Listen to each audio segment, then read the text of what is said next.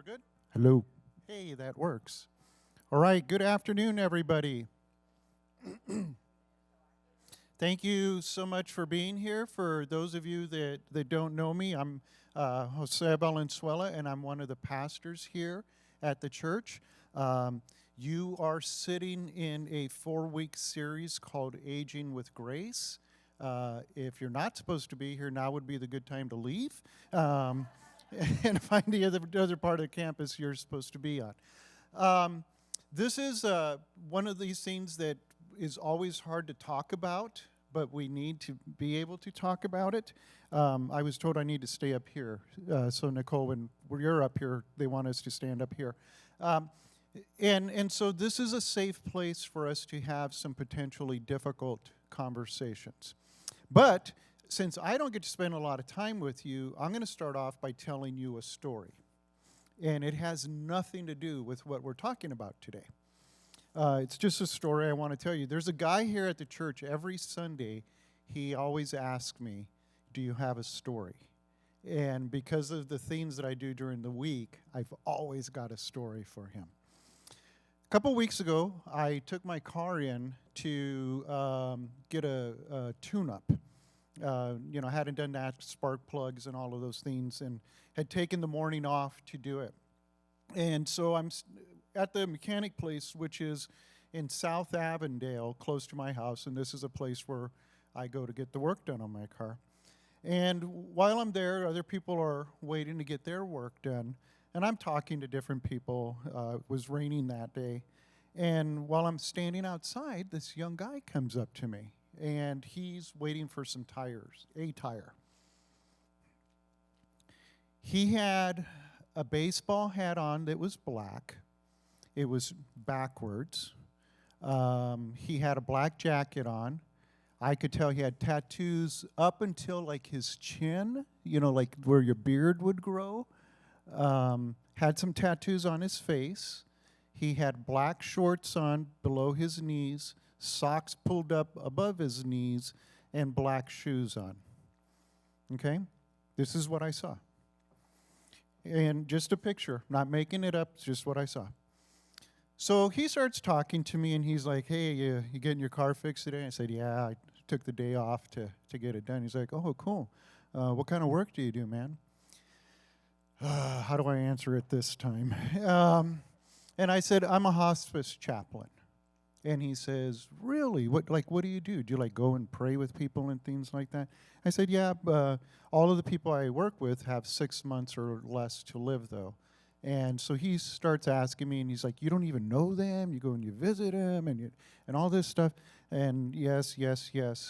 And he's like, wow, that's pretty cool. Would you pray with me? Yeah. And like, what do you mean?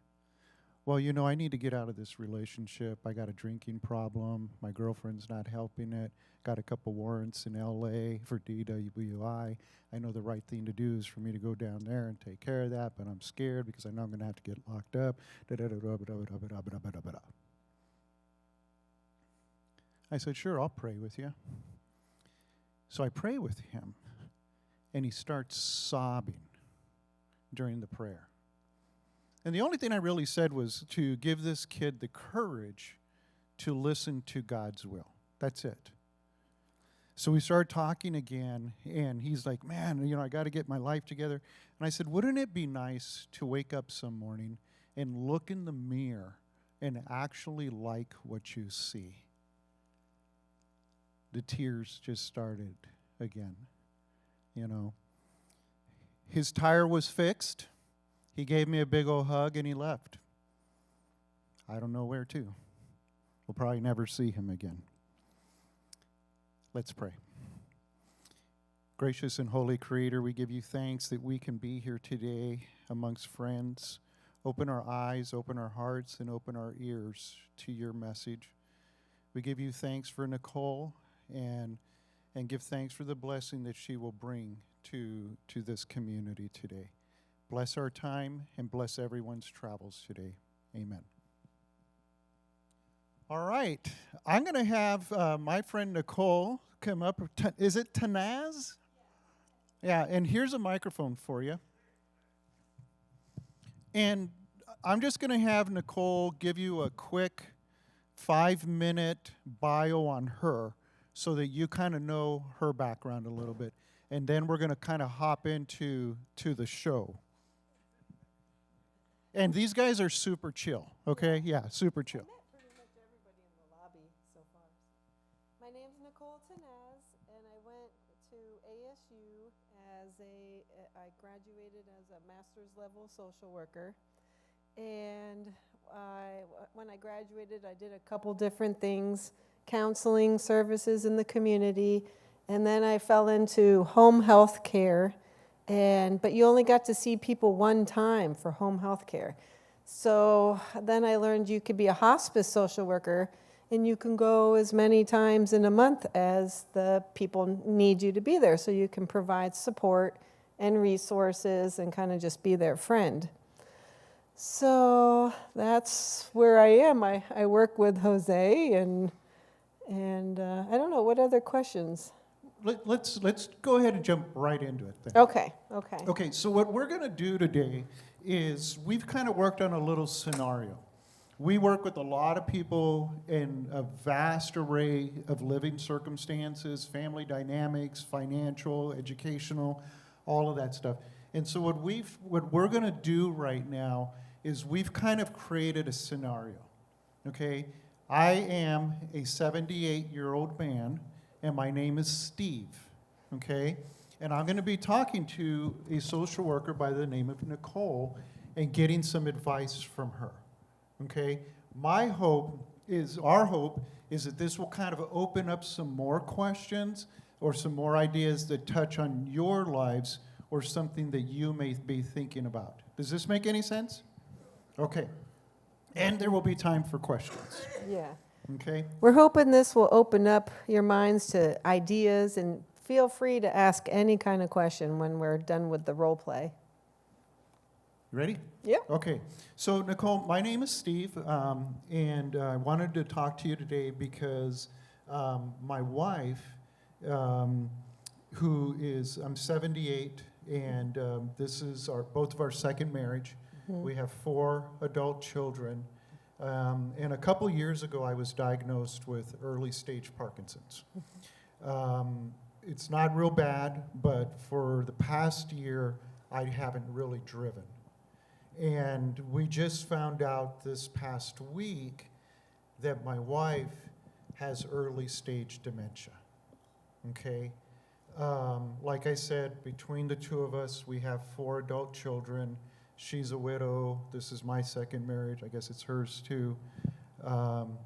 Only my son lives here in Arizona, and I'm going to be honest with you, he's not very reliable.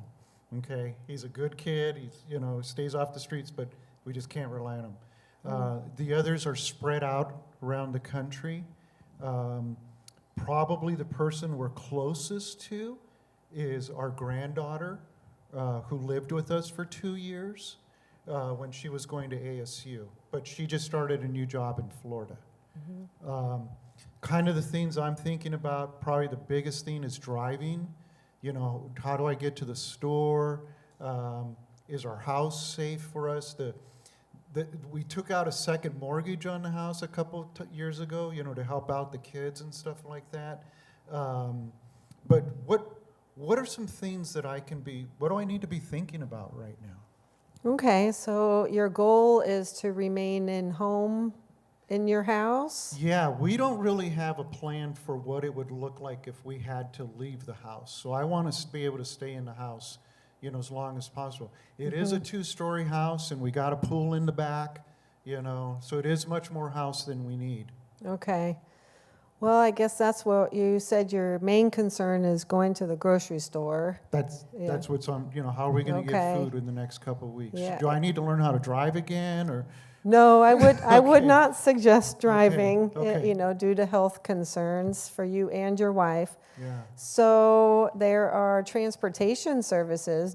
What city do you live in? I live in Peoria. Oh, okay. Peoria. So Peoria. So there's dial-a-ride services where you go down to a place and they test you out to see if you're capable of riding on a bus. If you're not, then you pay a couple dollars each way, and they can bring you to health care appointments and things like that. Okay. There's also through Benavia, which is a place on the west side of town in your area. They can have volunteers to go grocery shopping for you. Oh, really? Yes. Okay, great. And in-home support too, if you get to the point where both of you cannot clean the home or drive, go get the groceries, go to medical appointments. That was one of the questions I had. If I have to go to the doctor, I'm probably going to have to leave her at home. So I got to be thinking transportation, care, all of these things. And quite honestly, she has handled everything. I don't even know what banks we bank at. Okay. So we have some work to do. Yeah. We got to start writing some things down so we know, and Okay. include your family in on the process so that they know where you're at too. And I can help with that. I Okay. can call them, and we can have a video meeting in home and have everybody, so everybody, including your granddaughter, knows what's going on.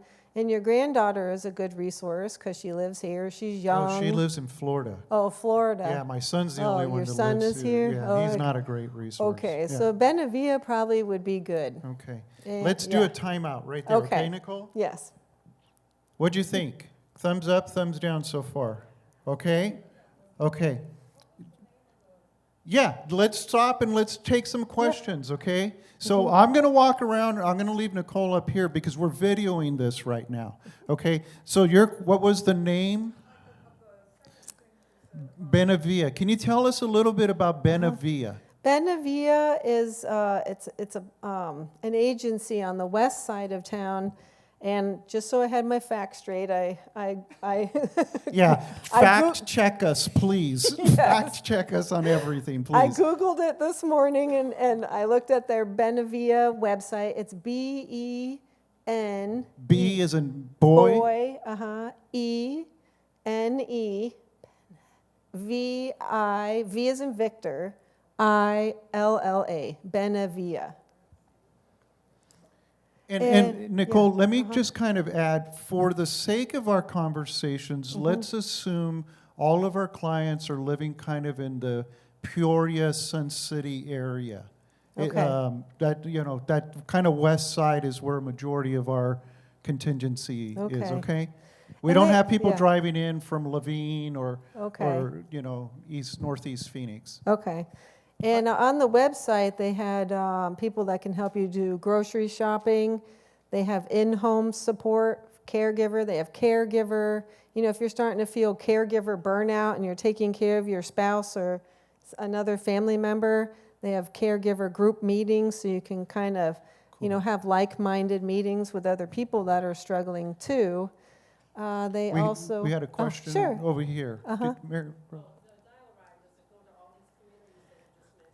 Does Dial-A-Ride go to all of the communities that you just mentioned? I don't know. I'd have to Google that one too. I know Phoenix, since I live in Phoenix and I see a lot of people in Phoenix for my hospice social work job, Phoenix Dial-A-Ride will go to certain sections, but they go to all of Phoenix. So I can look that up for you. And when we're done, I can give you the information for Peoria. Don't let us forget, we're going to give you Nicole's contact info as well before she leaves. We had a question here.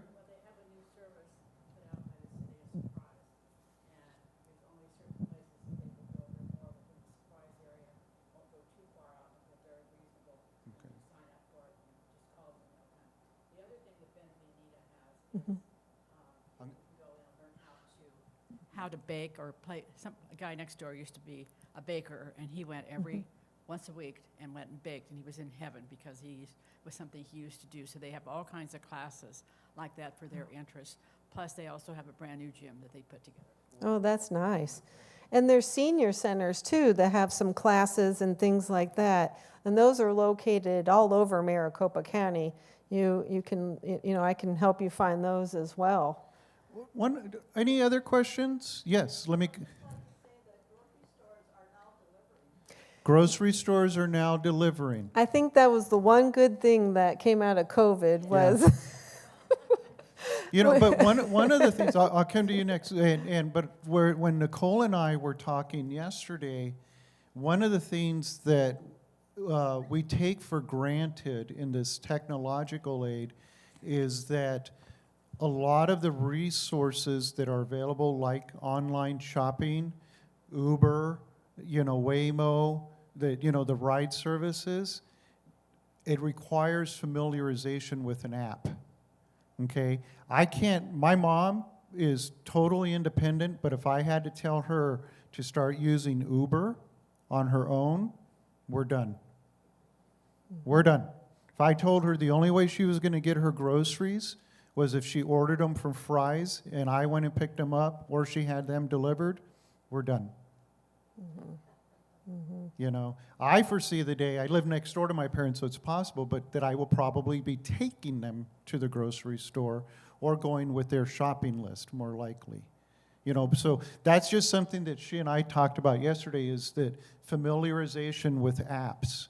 It's really easy for my 22-year-old daughter to jump in and figure out something on her phone before I can. Yeah. Okay? We had a question back here. Keep thinking about your questions, okay? Okay? Yes. I'm a tax accountant, and we deal with a lot of seniors that don't have anybody that we can talk to about their taxes. So make sure you have that power of attorney when you die, the power of attorney dies, so then they need to be named in the trust. Yeah. Otherwise, Yeah. a lot of financial institutions won't talk to you. And that's a problem, that some people don't have the income to complete that paperwork with you. But I know we assist with signing of do not resuscitate if you don't want to, if you're not breathing, do you want CPR anymore? Tax season just started, and I've probably Yeah. had 4 clients already with no contact information. Yeah. And, All in my office, and I have them transported. I can't call anybody legally. and so that was another thing we talked about. What's a POA? What's an MPOA? What's a DNR? What is, what are some other ones? What is a public fiduciary? What is a what? HCD, So what is a power of attorney? What is a medical power of attorney? What do we need to be thinking about as we kind of move through this stuff? Yeah, the medical power of attorney is something that I assist a lot with, because we don't designate someone when we're of sound mind early enough. And so if your healthcare situation, say you're just declining, you're getting confused, maybe you need a friend or a family member, and the medical power of attorney and financial power of attorney and durable is right on the maricopa.gov website. And you can print it out and ask your friend, can you help me in case I can't speak for myself? Will you be the person to make sure to let the hospitals know or my doctor know what I want, Can you also, I don't know if you're done or not, but I think we should also talk about the issue of surrogacy. Right?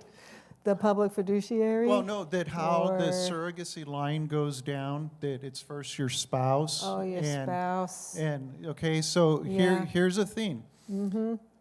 If I get sick, if Stefan gets sick, Stefania, my wife, okay, she's the first one in line, right? What if we never really got married? Yeah. What if, and this is common, what if my wife, we just kind of split up and we went our own ways and we've spent, it's been that way for 35 years. Guess who's got to make the decision by law? Yeah, they got to go find Stephanie, number one, to come in and do it. So that's the law. Then it goes to your adult children? Yeah, usually they skip over the ex-wife. I've been in hospital settings in the ICU Yeah. where they're trying to track down that ex-spouse. Oh, yeah. They're actively looking for that individual because they don't want to break that chain of surrogacy. Yeah. Other questions?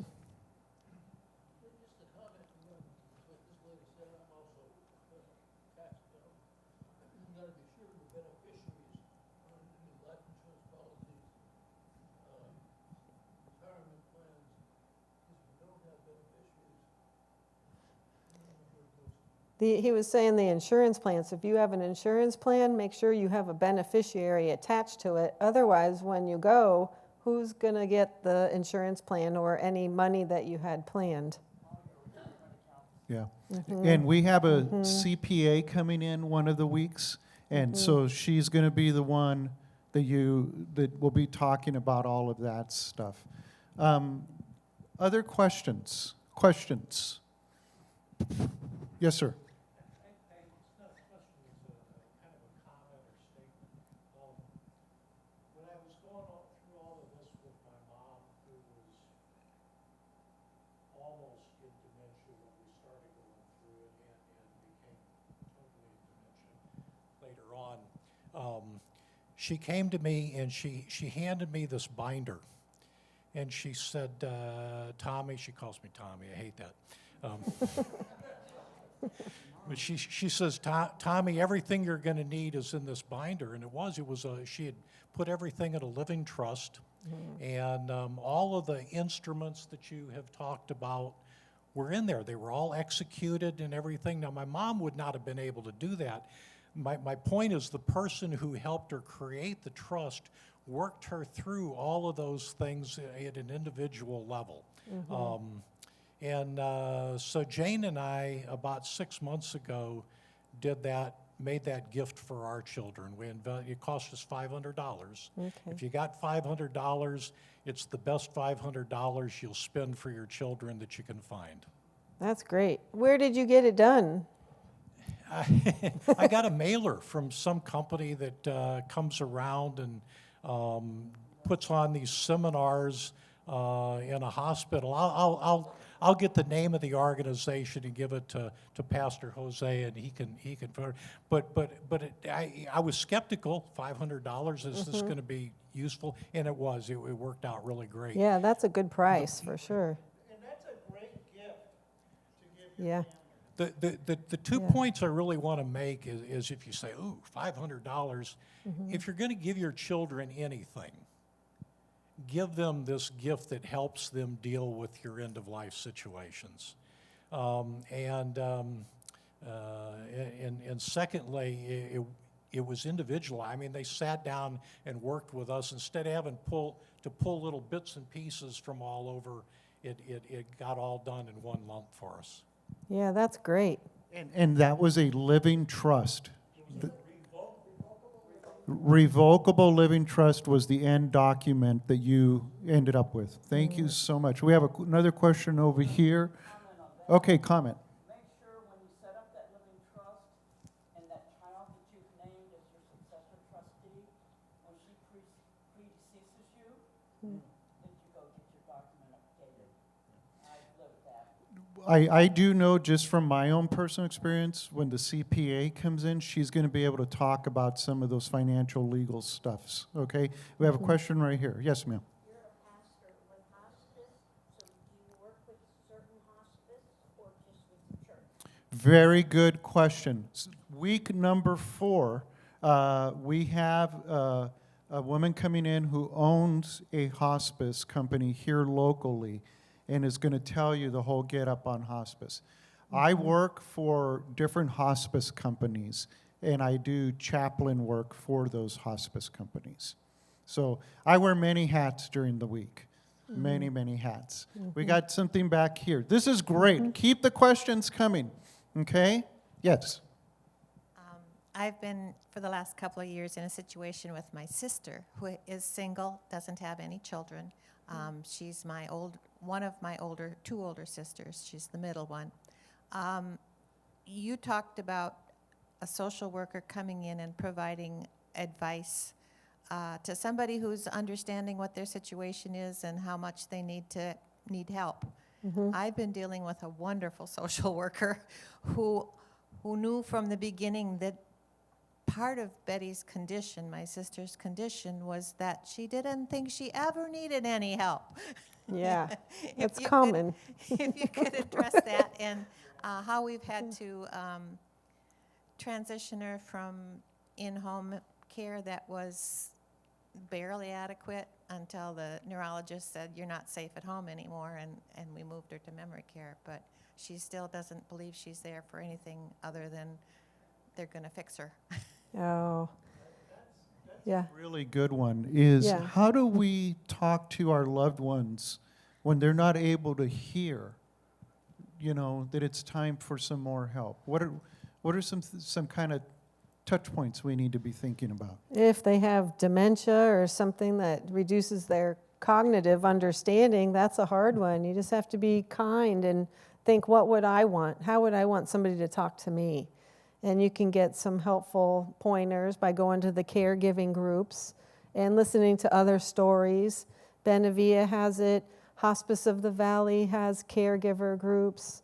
The hospitals have caregiver groups as well for diagnosis-specific things. The Alzheimer's Association also has caregiver groups that you can attend, and so you can understand the disease process, maybe what your loved one is thinking, how, get pointers on how to best help them, and helping them. Maybe your sister used the Arizona long-term care, it's Medicaid for people at a nursing home level of care.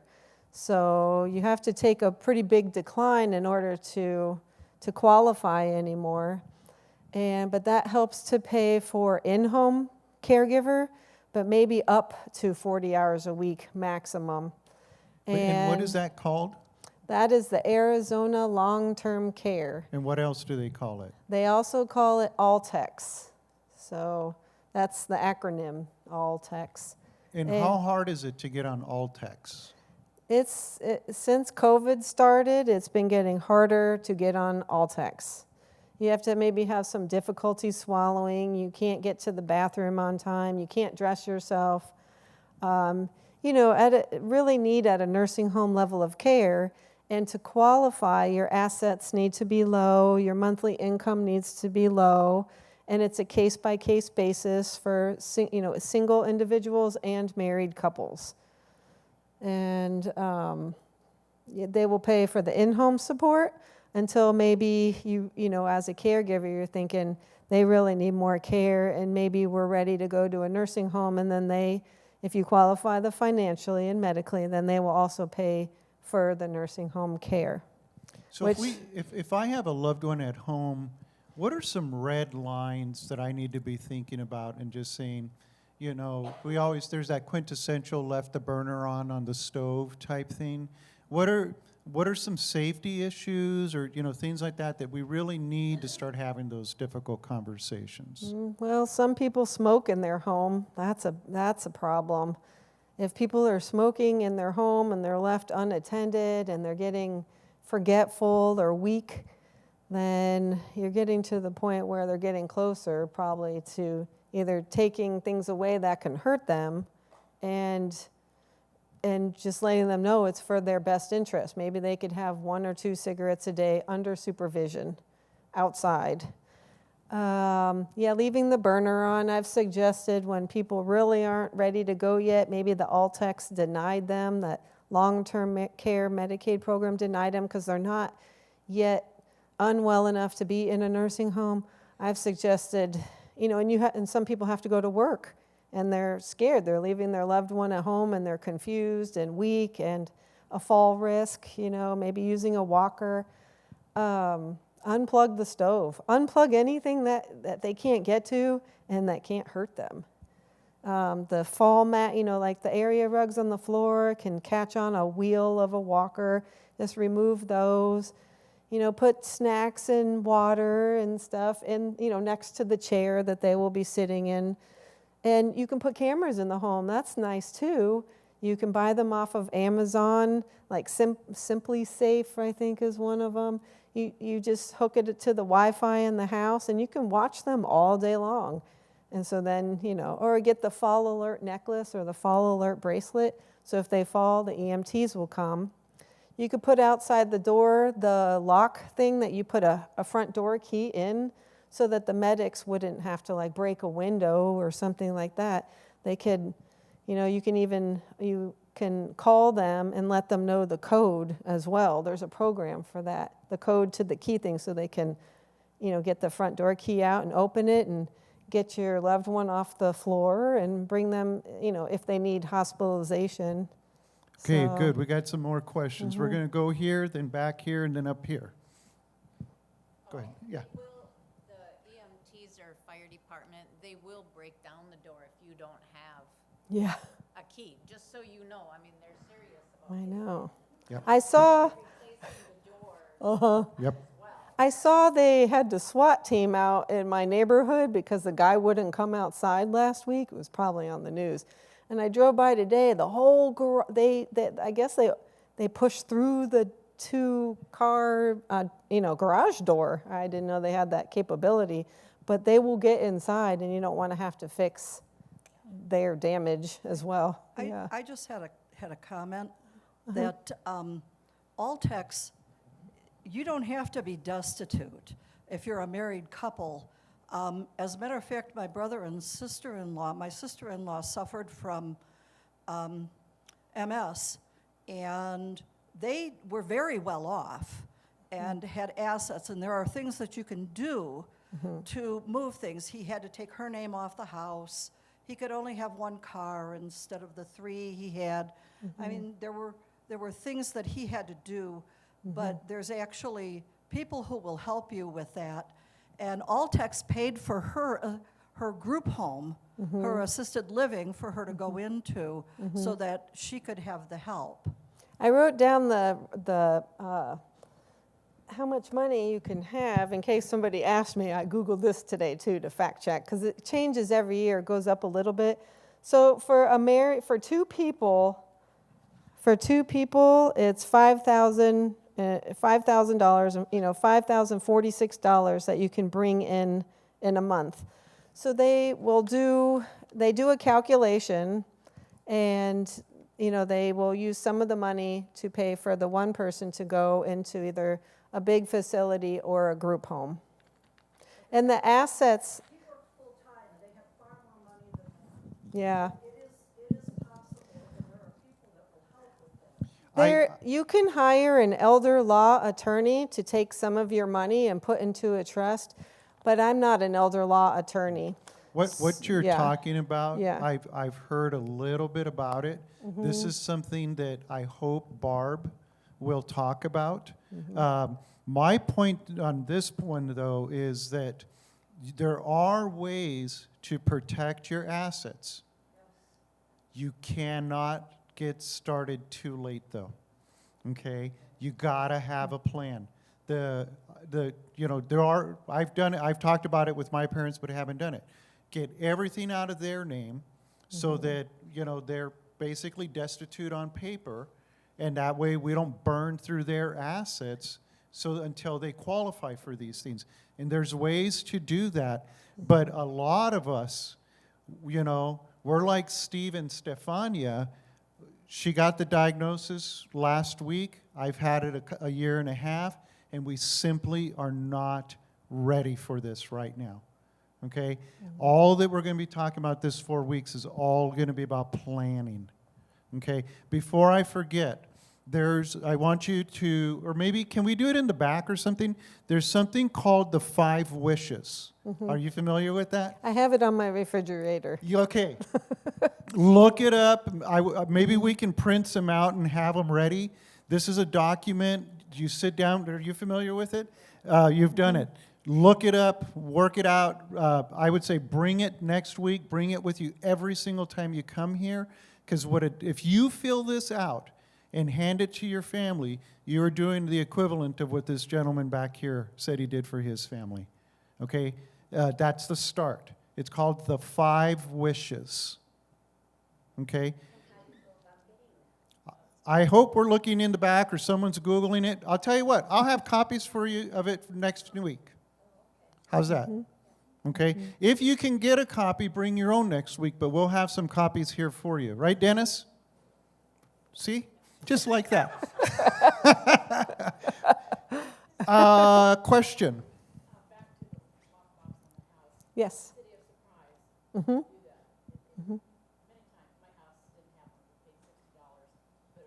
Pat has a thing around his neck, and he didn't realize that she was talking to him.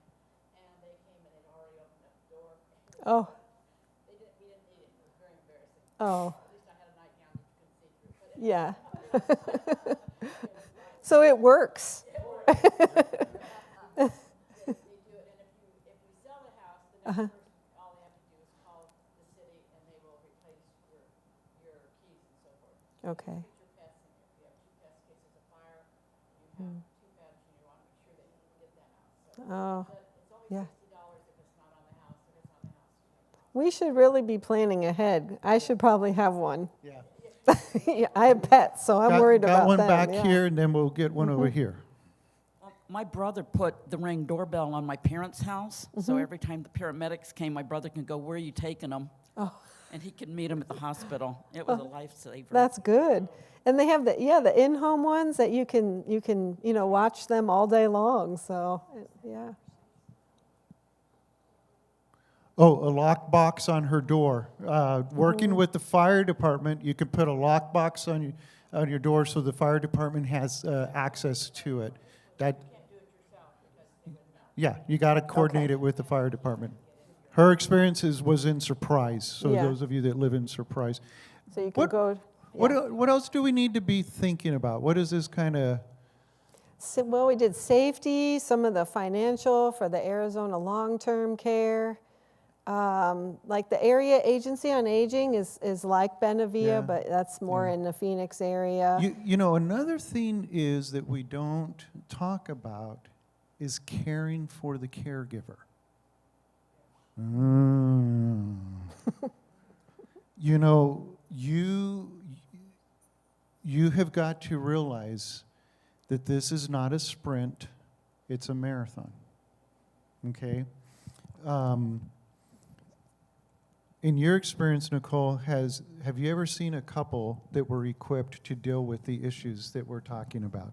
They jump in, they handle it with no problem, and I don't think that we are equipped to do that on our own. No, I think pretty much everybody that I go see, I think one person out of the 3,000 people that I've seen had the revocable living trust in a binder, and when the dad passed away, the son said, "Oh, I'm just going to take this to the courthouse and I'll be done." Yeah. But one person out of 3,000? So we're not prepared. I'm not prepared. I think these two are pretty prepared. You guys are good to go, man. Yeah, I hate to say it like that, but you're good to go. But I mean, you have to. I spend a lot of time talking to very deeply loving men and women as they sit there in absolute terror as their partner deteriorates. You know, and so. Are there support groups for caregivers out there? Mm-hmm. What do we need to be thinking about? What are signs of caregiver burnout? You know, when would you go to a spouse and say, you know what, maybe you need to go to this support group or things like that? Can you talk a little bit about that? Sure, what it looks like. Yeah. Caregiver burnout, you just feel tired, maybe hopeless. Things aren't going to get better. This is very stressful. What do I do? You might start to lose, be too stressed out, start to lose your temper, maybe with the person that you're taking care of, and then that's a big cycle. You feel guilty for losing your temper and the stress that just comes along with someone maybe with dementia who can't remember you anymore. So there are caregiver groups in a lot of places. Hospice of the Valley is actually one of the bigger ones that has all different age groups, broken into age groups for different kinds of hospice situations. Your local hospital has caregiver groups. Benavia has caregiver groups. The Area Agency for Aging, the Foundation for Senior Living is in Phoenix. They have a caregiver day at the Foundation for Senior Living. And I wanted to mention, through Foundation for Senior Living, there's also adult daycare. So if your loved one can still kind of socialize a little bit, but needs to be supervised all day long, and because you need to go to work, or you have doctor's appointments, you can call the Foundation for Senior Living and discuss, and Benavia to discuss adult daycare. It doesn't sound nice, right? It sounds like a little toddler daycare, but they keep them busy, and it's a socialization thing. And the patients that I've met that go, they really like it. So, yes. Because I was working at the time. So it worked out really well, and I thought that they really paired him up with the right person that was kind of overseeing him. And it worked out great. And Was the adult daycare? Yes. Okay. We Yeah. got someone over here. That's good. And then we got someone over here. Two things. Okay. Benaville, our local Benaville, our neighbor went, had adult daycare there, and they'd pick him up and bring him home. Yeah. Yeah. No, that's true. It was before COVID.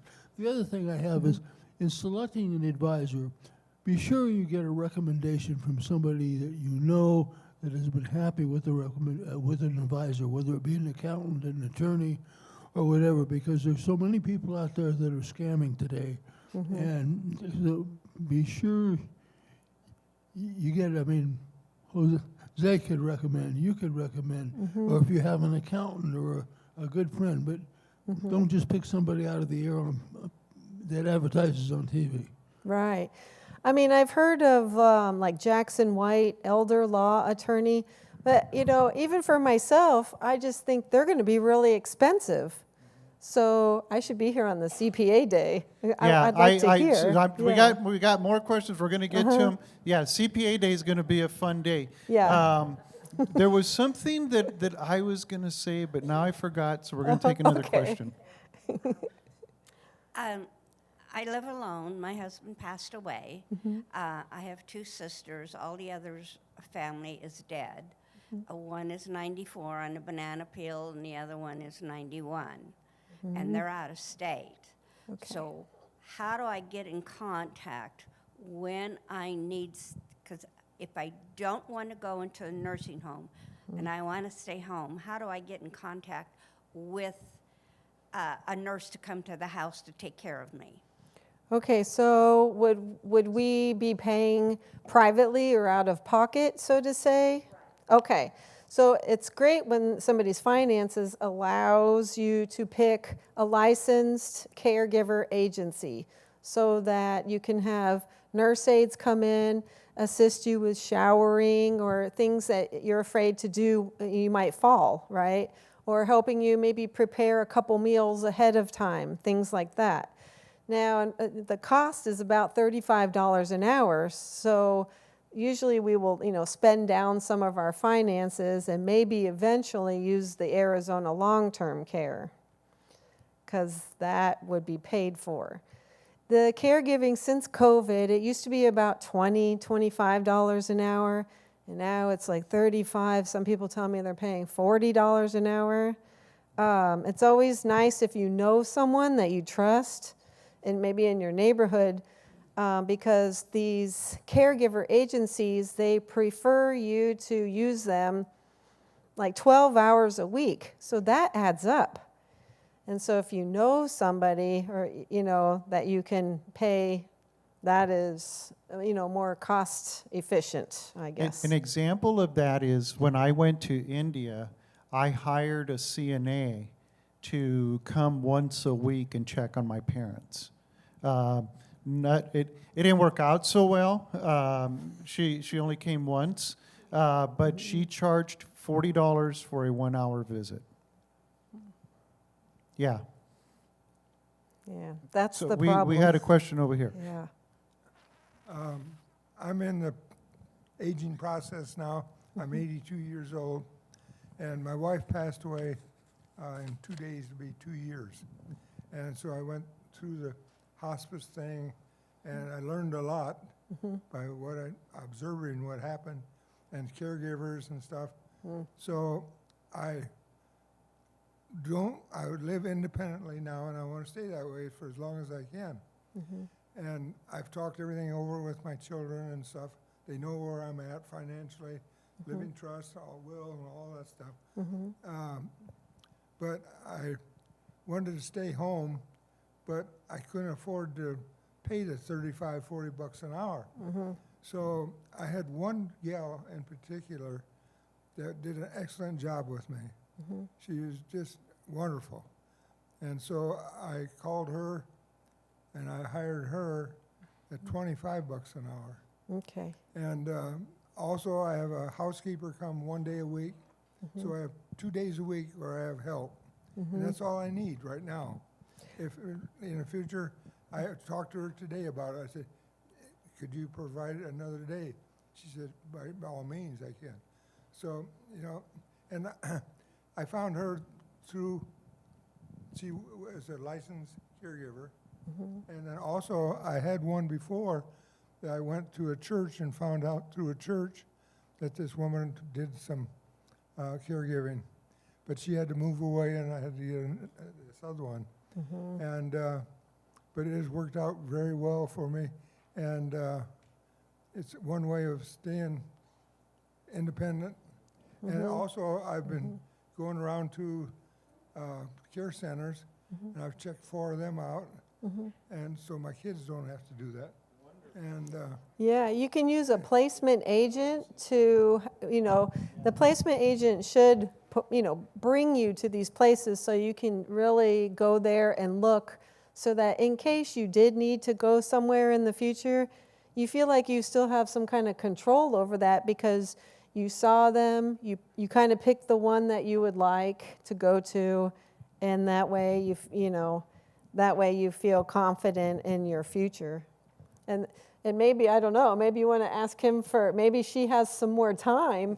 That with the CNAs, that's what I find is when you find somebody that is willing to do the work like that and you can pay them less money than the $35, $40 an hour, and you trust them and you've used them so you can attest to their, to their personality, and maybe you can ask him for the number too. I think it's about being networking, making those connections. Yeah. And I think I'm hoping, I'm going to get to a question back here, that my hope for this whole series is that it normalizes our reality.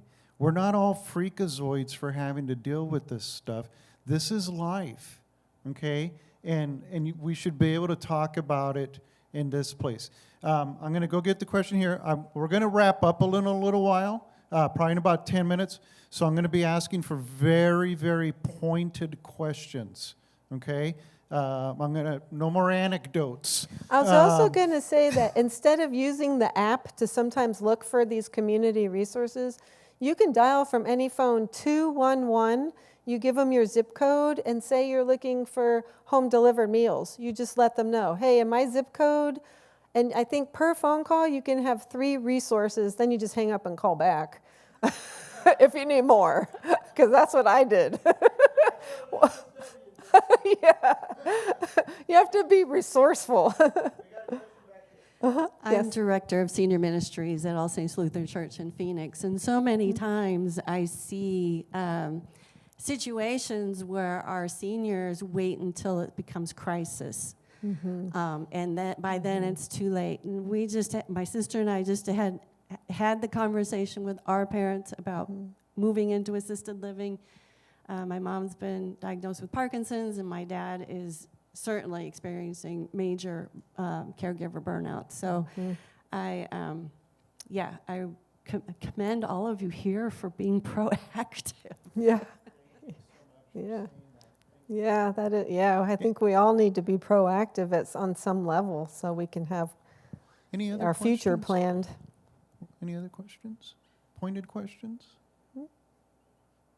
I did want to, one of the people that I see on hospice, she has dementia, Alzheimer's, and it is progressing quickly, but her daughter has arranged for her to go to one of these daycare centers, and she gets home at 2:20. They pick her up, they drop her off. I don't know how it works.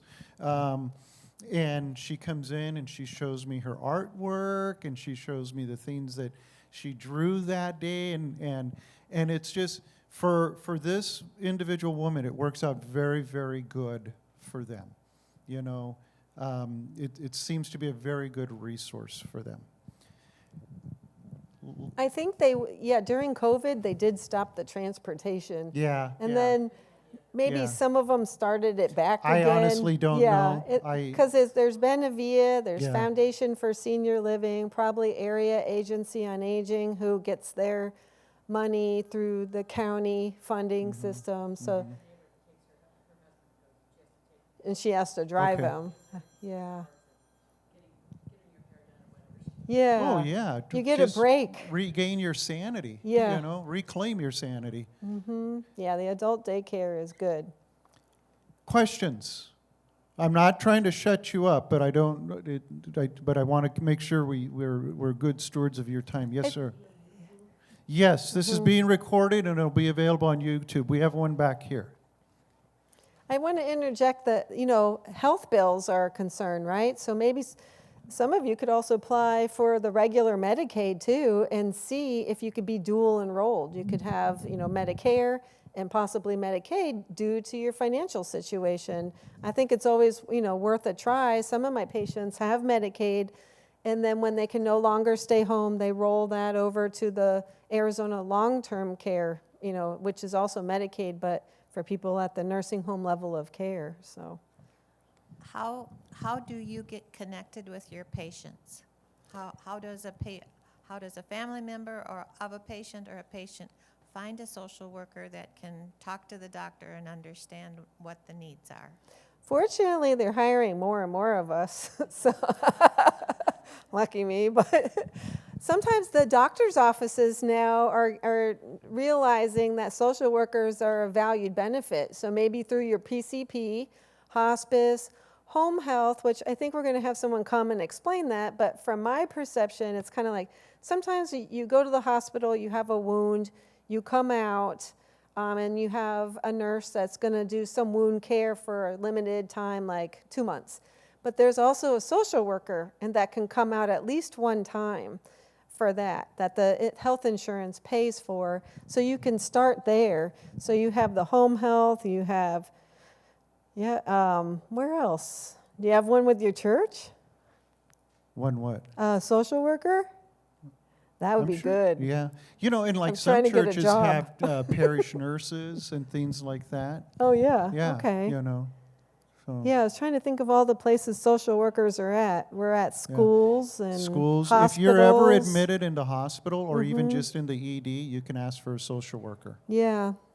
They have social workers at the long-term care, the rehab facilities that you might go to after you get out of the hospital and need to do some physical therapy. There's a social worker there. So hospital and then the rehab. Yeah. Some churches have them. Some churches have them. We do. Her name's Nicolle. We got something back here. There's also community social workers who help to locate assisted living facilities, help with placement, and they do not charge the people. They're actually paid by the facilities that they would set you up with to, if you moved into them. They would pay them for their referral, right? And Yeah, it there's doesn't. a lot in the communities. Yeah, it doesn't cost you to utilize a placement coordinator or placement agency because they get paid from the facility, whether that's a group home or a larger facility. If once you move in, then they get paid. So it doesn't cost any of us money to get in the car and go look at places that we want to see. Does anyone know what class we're doing next week? I don't. So if you can tell me, that'd be great. I guess some people have the flyer. Yeah. Oh, I knew they had. These are Lutherans, man. They don't mess around.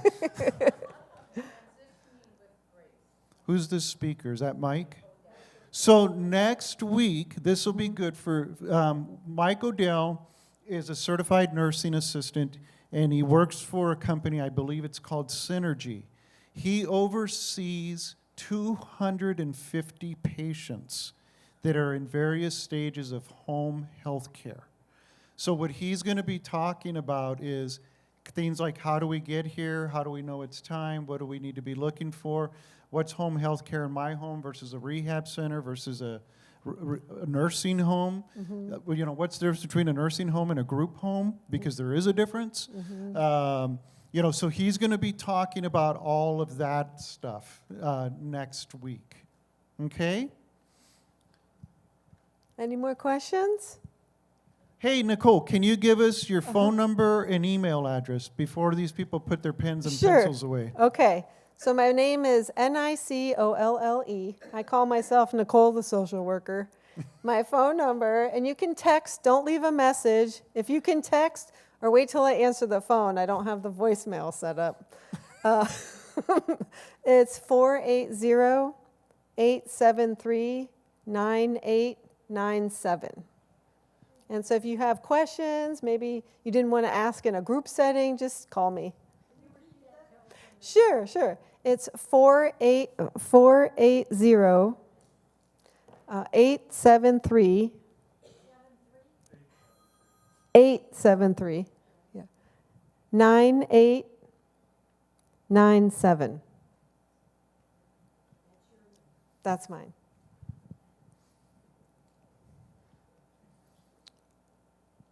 All right. So was this helpful? Seriously? So you're not just being nice? Okay, you guys are clapping. I'm not saying that so you'll clap either. Okay, good. Tell your friends, invite people to come. This is what it's for, just to give you. I love that you're out here taking notes. And like I think Nicolle said, the most important, I remember when I signed up for life insurance when I first got married in my 20s, and the guy gave me that whole speech. People don't plan to fail. They just fail to plan. Right?